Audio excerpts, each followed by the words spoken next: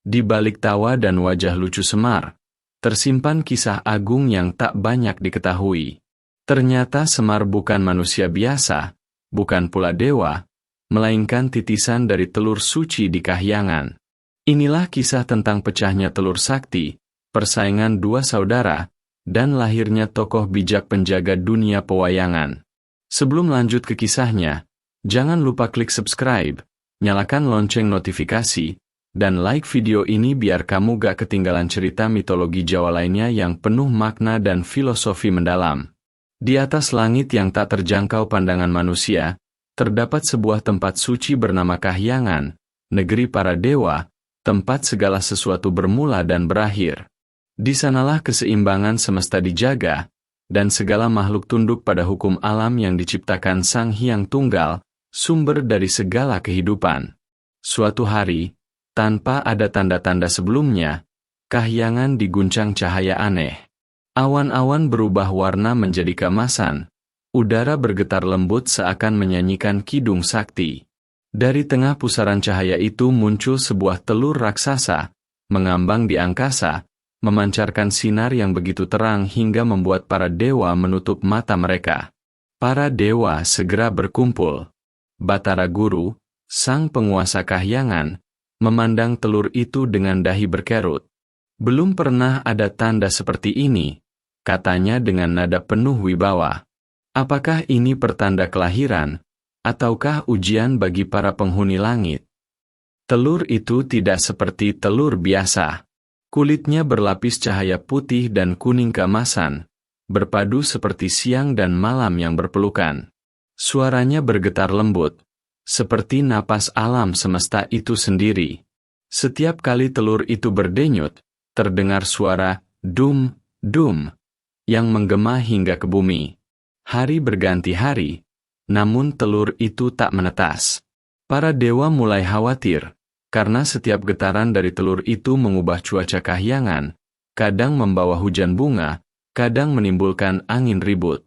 Hingga akhirnya, pada hari ketujuh, langit menjadi jernih, dan petir menyambar tanpa suara. Telur itu pecah. Cahaya putih menyembur ke segala arah, membentuk sosok lembut berwajah bulat dengan mata teduh dan senyum penuh kasih. Dialah Semar, wujud dari cahaya putih, lambang kesucian, ketenangan, dan kebijaksanaan. Dari sisi lain, muncullah cahaya kuning keemasan yang berputar cepat, berubah menjadi sosok gagah dengan wajah tegap dan sorot mata membara. Dialah Togok, wujud dari cahaya kuning, lambang kekuatan, ambisi, dan keberanian. Begitu kedua sosok itu terbentuk, gema suara lembut terdengar dari langit. Hai, dua makhluk dari cahaya, engkau bukan dewa dan bukan manusia. Engkau adalah penjaga keseimbangan dunia, putih dan kuning, tenang dan tegas, sabar dan kuat. Jagalah harmoni antara langit dan bumi. Namun, bahkan sejak kelahirannya, sudah tampak perbedaan antara keduanya. Semar menundukkan kepala, berterima kasih pada suara gaib itu. Sementara Togok menatap langit dengan bangga, merasa bahwa cahaya keemasan miliknya menandakan kejayaan. Para dewa menatap dengan takjub. Mereka sadar, dua sosok ini bukan sembarang makhluk. Mereka adalah titisan kekuatan alam, lahir bukan dari rahim, melainkan dari rahim semesta itu sendiri. Dan kelahiran mereka dari telur Kahyangan akan menjadi awal dari kisah panjang, tentang cinta, kesetiaan, kesombongan, dan kebijaksanaan yang akan mewarnai dunia wayang hingga akhir zaman. Setelah telur Kahyangan pecah dan dua cahaya menjelma menjadi sosok Semar dan Togok, suasana Kahyangan berubah. Angin bertiup lebih lembut, bintang-bintang bersinar lebih terang, seolah semesta menyambut kelahiran dua makhluk istimewa, saudara yang tak terpisahkan, namun berbeda dalam jiwa. Kedamaian Sang Putih. Semar tumbuh menjadi sosok yang selalu menunduk, berbicara lembut, dan jarang menampakkan amarah. Ia sering duduk di tepi telaga Kahyangan, menatap pantulan langit di air yang tenang. Dari sana ia belajar bahwa yang jernih selalu memantulkan kebenaran. Tapi bila air keruh, bayangan pun lenyap. Para dewa mencintai Semar karena tutur katanya bijak dan hatinya bersih. Ia tak memandang tinggi rendah, semua baginya sama di hadapan alam. Setiap kali Kahyangan gaduh oleh perdebatan antar dewa, Semar datang membawa tawa dan kedamaian. Ia seperti angin sepoi yang menenangkan badai. Ambisi Sang Kuning. Berbeda dengan saudaranya, Togok tak bisa diam. Ia berjiwa berapi-api, selalu ingin membuktikan dirinya yang paling kuat dan pantas disegani. Setiap kali melihat Semar duduk diam, ia bertanya dengan nada sinis, "Mengapa engkau hanya duduk, Kakang? Bukankah kekuatan harus ditunjukkan, bukan disembunyikan?" Semar hanya tersenyum. Kekuatan sejati bukan yang terlihat oleh mata, Adi Togok, tapi yang mampu menahan diri saat bisa menghancurkan. Namun Togok tidak puas dengan jawaban itu. Dalam hatinya tumbuh perasaan iri dan penasaran. Mengapa para dewa lebih menyukai Semar? Mengapa sinar putih kakaknya dianggap lebih suci, sementara dirinya, sang cahaya kuning, hanya dipandang sebagai bayangan? Melihat dua saudara itu mulai berbeda jalan, Batara Guru memanggil mereka. Ia berkata, "Semar dan Togok, kalian bukan makhluk biasa. Kalian lahir dari telur cahaya semesta. Tugasmulah menjaga keseimbangan dunia. Semar di utara, Togok di selatan. Jagalah manusia, agar tidak lupa pada asal dan tujuannya." Semar menerima dengan tangan menangkup dan kepala menunduk. Togok pun menerima, tapi dalam hatinya ada bara kecil, keinginan untuk membuktikan dirinya lebih dari kakaknya. Benih persaingan. Waktu berjalan, dunia bawah mulai terbentuk. Gunung menjulang, laut bergelombang, manusia mulai hidup dan membangun peradaban. Semar turun menyamar sebagai rakyat jelata, memberi nasihat pada manusia, mengajarkan kesabaran dan kebersamaan. Sementara Togok, yang tinggal di selatan, mengajar manusia tentang keberanian dan kekuatan, namun tanpa kendali kebijaksanaan. Lama-kelamaan, dua ajaran itu saling bertentangan. Manusia bingung, mana yang benar, ketenangan atau keberanian? Kabar itu sampai ke Kahyangan, dan Togok pun naik kembali ke langit dengan amarah membara. "Kakang Semar," katanya, "kau disebut bijak, tapi manusia menjadi lemah karena ajaranmu. Mereka menunduk, takut melawan. Bukankah hidup adalah perjuangan?" Semar menjawab tenang, "Perjuangan memang perlu, adhiku. Tapi tanpa budi, perjuangan berubah jadi keserakahan." Kata-kata itu menusuk hati Togok. Ia tak bisa menerima. Dalam genggaman tangannya, cahaya kuningnya bergetar seperti bara api. Ia bersumpah untuk membuktikan siapa yang paling sakti di antara mereka. Dan disinilah benih pertarungan besar itu mulai tumbuh, bukan sekadar pertarungan dua saudara, tapi pertarungan dua sifat dasar manusia, ketenangan melawan ambisi, kebijaksanaan melawan kesombongan. Langit menjadi saksi, awan menggulung, petir menyambar tanpa suara. Di tengah samudera cahaya Kahyangan, dua sosok bersaudara berdiri saling berhadapan. Semar, sang putih tenang, dan Togok, sang kuning berapi-api. Suasana begitu tegang hingga bintang-bintang pun seolah berhenti berkelip. "Kakang Semar," serunya lantang, "sudah saatnya kita buktikan siapa yang paling layak disebut penjaga alam semesta ini. Engkau dengan kelembutanmu, atau aku dengan kekuatanku? Adhiku, apakah engkau masih belum mengerti? Dunia tidak butuh penguasa, tapi penjaga.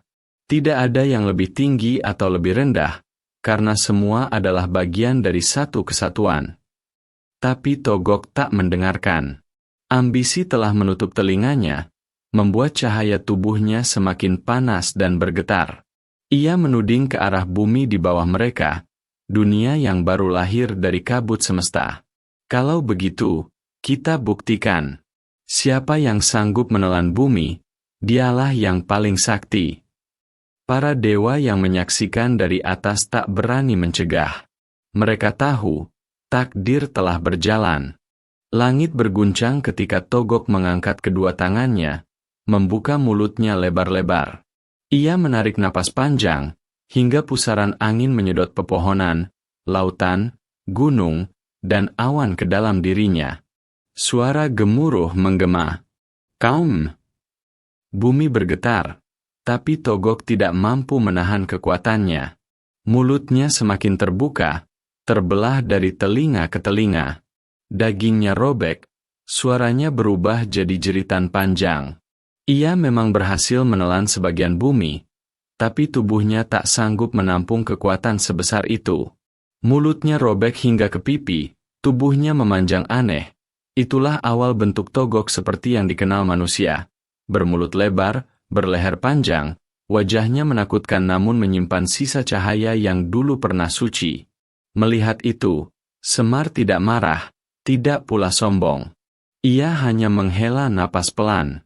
Bumi bukan untuk ditelan, adikku, melainkan untuk dijaga. Ia pun duduk bersila, menutup mata. Dengan penuh kesadaran, ia mulai menyatukan diri dengan bumi.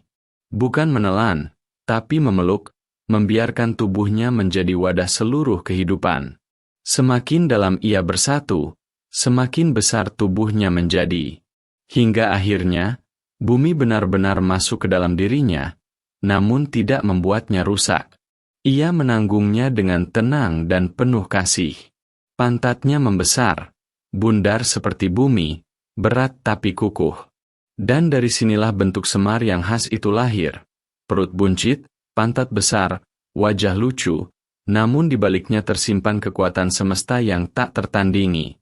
Batara Guru menatap dengan kagum sekaligus haru. Inilah wujud sejati kebijaksanaan, katanya, yang bisa menelan tanpa merusak, yang mampu menanggung beban tanpa kesombongan. Ia lalu memandang Togok yang meringis kesakitan. Dan inilah akibat dari nafsu tanpa kendali, kekuatan tanpa budi adalah kehancuran. Petir menyambar lembut di langit, seolah menjadi penanda bahwa pertarungan telah usai.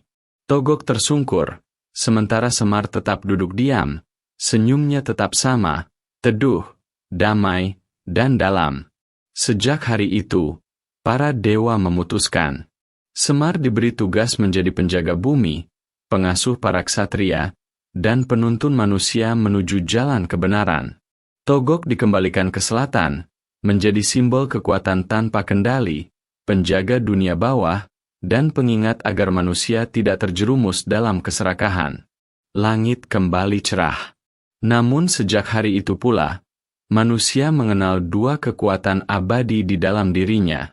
Kebijaksanaan yang menenangkan seperti Semar, dan ambisi yang membakar seperti Togok. Dan di sanalah, kisah dua saudara dari telur kahyangan berubah menjadi legenda yang abadi. Kisah tentang kekuatan sejati yang lahir dari ketenangan hati, bukan amarah. Langit masih bergemuruh setelah pertarungan besar itu. Cahaya putih dari Semar dan cahaya kuning dari Togok memantul di cakrawala, membentuk pelangi yang membelah langit kahyangan. Namun di balik keindahan itu, tersisa luka, bukan luka tubuh semata, tapi luka batin dua saudara yang pernah sejiwa. Togok tergeletak di tepi awan, tubuhnya memanjang, wajahnya cacat karena robekan yang menganga dari telinga ke pipi. Cahaya kuning yang dahulu berkilau kini meredup. Ia menatap bumi di bawah sana dengan rasa getir. Aku hanya ingin diakui, Kakang hanya ingin dianggap pantas. Suara Togok lirih, tenggelam di antara gemuruh langit. Semar menatapnya dengan mata penuh welas asih. Adikku, katanya lembut, pengakuan tidak perlu dicari. Ia datang dengan sendirinya, bila hati kita jernih. Tapi bila engkau mengejarnya dengan amarah, maka yang datang hanyalah kehancuran. Air mata Togok menetes, bercampur dengan darah dari luka di wajahnya. Namun di tengah rasa sakit itu, ia mulai memahami sesuatu, bahwa kekuatan tanpa cinta hanyalah kesia-siaan. Batara Guru, penguasa kahyangan, turun dari singgasananya yang bersinar bagai mentari. Ia memandang dua makhluk dari telur kahyangan itu, yang satu penuh kebijaksanaan, yang satu penuh luka dan penyesalan. Dengan suara bergema lembut, ia berkata, "Semar, engkau telah menunjukkan hakikat sejati dari kekuatan. Bukan dengan menghancurkan, tapi dengan menanggung. Dan engkau, Togok, telah memetik pelajaran dari amarahmu sendiri. Namun setiap kesalahan tetap harus ditebus. Mulai hari ini, Semar akan menjadi penjaga bumi, pengasuh para manusia pilihan, pengingat bagi para ksatria agar tidak lupa pada nurani. Sementara Togok akan kutempatkan di selatan dunia, menjadi penguasa alam bawah, bukan untuk dihukum, tapi untuk mengingatkan manusia akan sisi gelap dalam dirinya. Kakang Semar, walau aku di bawah, jangan lupakan aku di dalam setiap hati manusia. Engkau takkan kulupakan, adikku, karena engkau adalah cermin yang membuat manusia mengenali dirinya." Sebagai tanda penghargaan, Batara Guru memberi Semar bentuk baru. Tubuhnya dibuat bundar, wajahnya jenaka, matanya kecil tapi bersinar. Ia tampak seperti rakyat biasa, agar bisa berjalan di antara manusia tanpa disadari siapapun. Namun di balik tubuh sederhana itu, tersimpan kekuatan semesta yang tak tertandingi. "Semar," sabda Batara Guru, "engkau akan disebut Pamomong Agung, pengasuh bagi para satria. Engkau akan mendampingi para manusia dalam lakon hidupnya, bukan sebagai dewa, tapi sebagai rakyat kecil, agar mereka tahu bahwa kebijaksanaan sejati sering datang dari kesederhanaan." "Hyang Guru, hamba tak menginginkan kemuliaan. Biarlah hamba hidup di bumi bersama manusia, menuntun mereka dengan tawa dan nasihat, agar dunia tetap seimbang." Ketika Semar turun ke bumi, setiap langkahnya menumbuhkan bunga, setiap napasnya menenangkan angin. Dari sinilah lahir keturunan Semar, para punakawan, Gareng, Petruk, dan Bagong, simbol dari akal, tawa, dan kepolosan rakyat jelata. Sementara dari bayangan Togok di selatan, lahir makhluk-makhluk penjaga alam bawah, simbol dari kekuatan dan keberanian yang perlu dikendalikan. Sejak saat itu, Semar dan Togok tak lagi bermusuhan, karena keduanya sudah menjadi dua sisi dari keseimbangan, terang dan gelap, sabar dan tegas, welas asih dan wibawa. Pertarungan itu bukan akhir, melainkan awal pencerahan bagi seluruh semesta. Semar menjadi wujud kasih ilahi yang turun dalam bentuk manusia.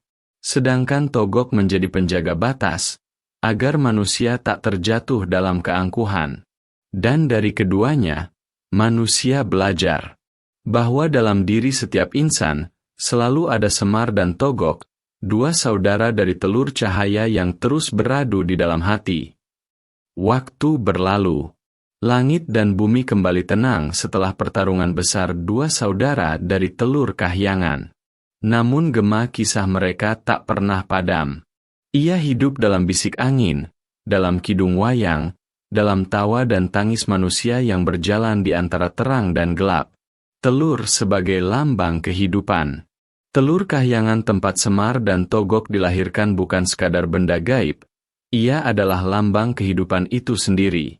Kulitnya yang keras melindungi rahasia semesta, putihnya menggambarkan kesucian hati, dan kuningnya melambangkan tenaga dan hasrat.